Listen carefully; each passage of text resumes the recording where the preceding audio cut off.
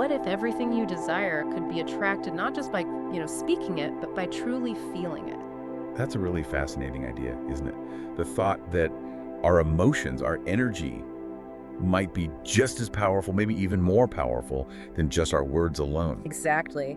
And today, well, in this deep dive, we're going to unpack exactly that. We've got a stack of material here that explores manifestation, affirmations, how they supposedly work. Our mission is really to dig into these sources, pull out the most important insights, maybe some practical steps, and perhaps some surprising connections too. Welcome to Manifestation Matters. We're here to help you understand what these sources are suggesting. That gratitude, your mindset, your intentions, they can have a pretty significant impact on your reality. It's kind of where some see a blend of the spiritual and the practical. Right. A mix. So let's start right at the beginning of the day. Because our sources, they paint a pretty vivid picture, contrasting two ways people might wake up. Right. You've got the person who opens their eyes, and almost immediately their mind is just flooded with worry, the to-do list, anxieties. Yeah, that sounds familiar sometimes. And then there's the person who, upon waking, consciously chooses gratitude. And according to the material we looked at, the difference that choice makes is, it's huge. The one focused on worry, they start the day kind of steeped in stress, right? And that stress tends to color everything that follows. Definitely. But the one who starts with gratitude, that's where the miracles supposedly come in. And the source makes a really key point here. Gratitude isn't just a word you say. It's described more as a vibration, an energy state. That vibration. And it's right. that energy that's said to open doors to positive experiences, align you with what you're appreciating. It's about actually feeling it deep down. I really like that idea. Gratitude as a vibration. It's not just saying thank you, it's like feeling the thankfulness deeply. And our sources suggest kickstarting the day with very specific gratitude affirmations. Now, we won't list all 21 they mentioned, but the range of things they suggest being grateful for is wow. It's pretty incredible. It really is. They cover everything from the very basic, the physical, like being thankful for the morning sun, your body breathing, your heart beating, right up to much deeper things. Like what? Well, being grateful for your parents, the safety of your home, fundamental stuff. And then it expands even further, right? Being thankful for the air you breathe, feeling that energy of the universe, appreciating simple food. Yeah, even abstract things like restful sleep or seeing the quality of your thoughts as like light. Oh, interesting. Your own inner divine light, the lessons from life experiences, even the tough ones, the knowledge you've gained. Relationships too, I saw. Recognizing the lessons even in difficult ones. Yes, exactly. And seeing money as both a result of hard work and a blessing, it covers a lot. And some points are quite specific and, beautiful actually, like appreciating that special quiet of the early morning. Brahma Muhurta, they sometimes call it. Right. Seeing each morning as a fresh start, holding on to your dreams for inspiration, feeling held by some divine power. It's a practice really designed to just flood your being with that energy of appreciation right from the get-go. The core idea being that by feeling that gratitude, you shift your frequency, your vibration, immediately. Okay, so feeling it changes your energy. Which brings us to the next crucial point these sources make. It's not just about speaking the affirmations aloud. No, definitely not. The energy and the intention behind them are presented as the key catalysts for real change. The sources actually lay out a kind of system, a progression for transformation. That's right. It's built in layers. And the foundation, the starting point, is presented as threefold. Okay, what's the first part? The first is self-awareness. Our sources talk about recognizing this power that's kind of hidden inside you, just waiting to be identified. So understanding yourself better. Pretty much. Understanding your own thoughts, your emotions, how you react to things. When you get that clarity, your energy, according to the source, naturally starts moving towards what you actually want. The material puts it very simply. You become what you think. So know yourself first. It's about taking charge of your inner world. Feels like that essential first step to, steer your own ship, doesn't it? Knowing where you're starting from. Absolutely. So after that self-awareness, the sources talk about conscious breathing exercises. Yes, using your breath as a tool to bring peace and focus after you've done affirmations or set your initial thoughts for the day. How does that work? Well, they describe a process of deep breaths, in and out. And as you do it, you imagine releasing negativity when you exhale and bringing in calm, positivity as you inhale. Like clearing the channel. Calming the mind so that positive spark that's maybe already there can actually surface. Exactly that. Clearing the mental clutter. And once you've found that bit of peace through breathing, you move to the third pillar of the foundation, setting intentions. Right, clarifying what you truly want. The sources really emphasize being specific here, don't they? Like, are you seeking success or peace or prosperity? Yeah, because your intentions are what direct that energy you've just calmed and focused. It's like sending a clear signal out to the universe. Is there a specific phrase they mentioned? There's one key phrase mentioned. I want everything that is best for me. Simple, but covers a lot. I want everything that is best for me. Huh. Simple, powerful intention. And according to this system, with clear intentions, that's when the manifestation process really kicks off. That's the idea. Once you have that solid foundation, the self-awareness, the calm mind from breathing, and those clear intentions, then you move to the next level, which is all about building momentum. Okay, building momentum. This involves, what, 3 more elements that build on that foundation? That's right. First up, it's about a mindset shift. Okay, changing how you think. Yeah. The sources strongly state that your success depends pretty much entirely on how you think.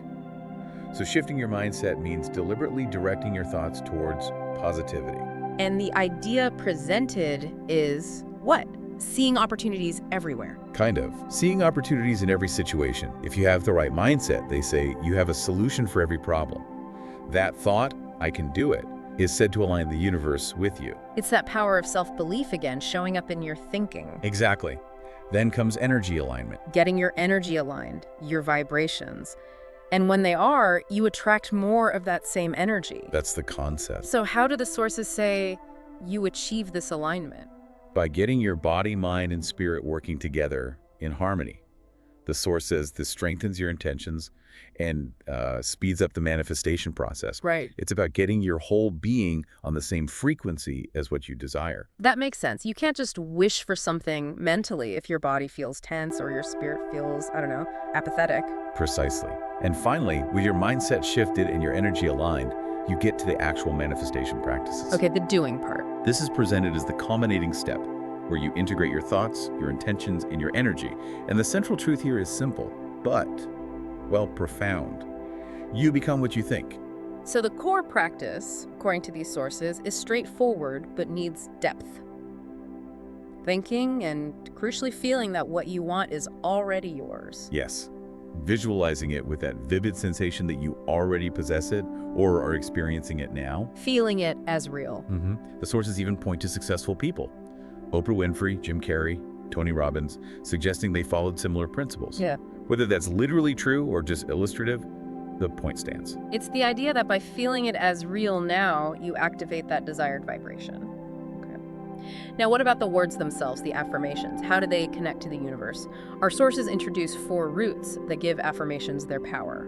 Right, these are presented as the foundations, the things that link your spoken words to the universal field, let's say. The first one we've already touched on, but here it's explored deeper. Gratitude. Okay, gratitude again. It's said to create miracles by accepting everything in your life. And that acceptance fills you with positive energy, changes your frequency, and actively draws the universe towards you. Like a magnet. A magnet for the positive. Got it. What's the second root? Visualization. And the key here is that it's more than just thinking, right? It's feeling your goals as if they've already happened. Exactly. This gives clear direction to your mind and, they say, to the universe. It's like sending the message, I want this and I'm ready for it. Programs the subconscious too, they mention. Yeah, and helps you recognize the opportunities you're attracting. It primes you to see them. Okay. The third root is mindfulness. Being fully present. Right here, right now. Free from the burdens of the past or anxieties about the future. So when you speak affirmations mindfully with total awareness in the moment, they're not just empty words. No, they're described as becoming seeds. Seeds you plant for your new reality. That's a powerful image. Planting seeds with each conscious word. And the fourth root. Energy and vibration. We've touched on this, but what's the core idea here? It reinforces that fundamental idea. Yeah. Everything is vibration. Your thoughts, your emotions, your words, they all have a frequency. And the direct consequences. Thinking high vibration thoughts, things like I am powerful, I am lovable, actually changes your aura, your energy field. Yeah. And that, in turn, attracts a reality that vibrates at that same frequency. So it's like the law of attraction, but explained through energy physics, according to these sources. That's how it's presented, yes. Yeah. But is this all just, motivational talk? Yeah. Positive thinking? Or is it something more concrete to it? This is where it gets really interesting. Our sources actually tackle that question head on. Is there science, maybe neuroscience, behind any of this? And they present 7 specific scientific reasons, or at least scientifically linked concepts. 7 points connecting these practices with how the brain and psychology work. What's the first one? Neuroplasticity. Okay, the brain changing itself. Exactly. That incredible ability of your brain to rewire itself. Think of it like building muscle in the gym, right? Repeating positive affirmations is said to strengthen the neural pathways for those positive beliefs. So you're literally wiring your brain for positivity or success. Okay. Second point. Subconscious programming.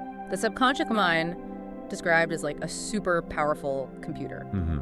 And affirmations are said to change its program, removing limiting beliefs like I'm not good enough and activating new possibilities like I am capable of attracting wealth. Like installing new, empowering software on your internal hard drive. Makes sense. Third point. This one connects to cognitive behavioral therapy, or CBT. Okay, that's a recognized therapy. Yeah. How do affirmations relate? Well, the sources suggest affirmations work similarly to scientifically proven CBT techniques. They challenge negative thought patterns like I will fail with positive, constructive ones like I am moving forward every day. So it leverages a known psychological mechanism. Interesting. Fourth. The placebo effect. The power of belief. Right. The source draws a direct parallel. Believing something will make you better, even if it's, say, a sugar pill, often has a real effect on the body and mind. So with affirmations, believing you are confident makes you act and feel confident. That's the idea. Your belief itself becomes a potent factor shaping your experience. Okay, 5th point brings in quantum physics. Okay, back to vibrations. Yep. Returning to the idea that everything is vibration, including our thoughts, positive affirmations are said to raise your energy frequency, attracting things that vibrate at that same higher frequency: abundance, love, peace, success. Resonance on a universal scale from this perspective. Okay. 6th point. The reticular activating system, or RAS. The brain's filter system. What does that do? It filters information.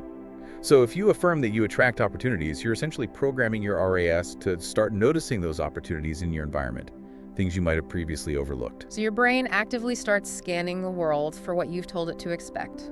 Clever. And the 7th, final point. Positive psychology. How does that fit in?